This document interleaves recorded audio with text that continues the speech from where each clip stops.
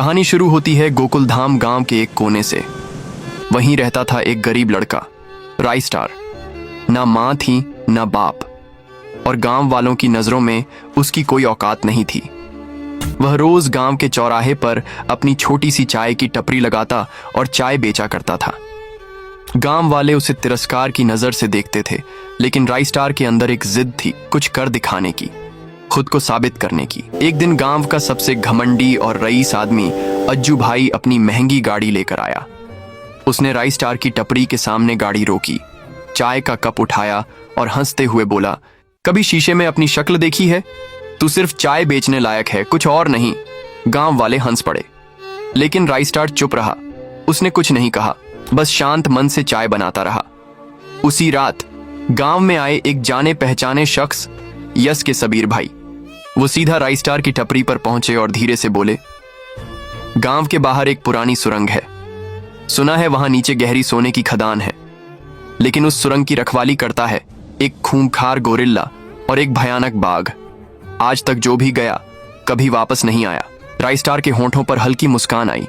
उसे डर नहीं था, उसे उस अपमान का जवाब चाहिए था। अगली सुबह राइस्टार सूरज निकलते ही उस डरावनी सुरंग की ओर चल पड़ा। रास्ते में अंधेरा था, बदबू थी और हर तरफ डर, लेकिन वह रुका नहीं। थोड़ा आगे जाकर उसने देखा, जमीन फटी हुई थी और नीचे गहराई में एक चमचमाती सोने की खदान थी। लेकिन तभी एक जोरदार गर्जना हुई। सामने से निकला एक गोरिल्ला, लाल आंखों वाला, विशाल शरीर वाला, और उसके पीछे आया एक भयानक बाघ। उसकी दहाड़ से पूरा सुरंग गूंज उठा। राइस्टार ने डटकर कहा, मैं चोर नहीं हूं, मैं अपना सम्मान वापस लेने आया हूं। गोरिल्ला और बाघ कुछ पल के लिए रुके, जैसे उसकी सच्चाई समझ गए हों, और फिर वो चुपचाप लौट गए। राइस्टार ने खुद ही खदान से सोना निकाला और बिना कुछ कहे गोकुलधाम छोड़कर शहर चला गया। 10 साल बाद अब राइस्टार शहर का सबसे अमीर आदमी था। बंगलों की कतारें, महंगी गाड़ियां और हर न्यूज चैनल पर उसी का नाम। एक दिन वही अज्जू भाई, अब थका हारा, एक झोला लेकर राइस्टार के ऑफिस में आया। शर्मिंदा होकर बोला, बेटा, अगर कोई छोटी मोटी नौकरी मिल जाए तो बड़ी कृपा होगी।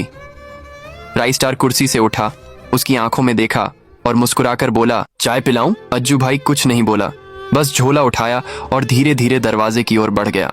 लेकिन जाते जाते पलटा और बोला, राइस्टार, देखना, एक दिन तुझसे भी बड़ा आदमी बनकर दिखाऊंगा।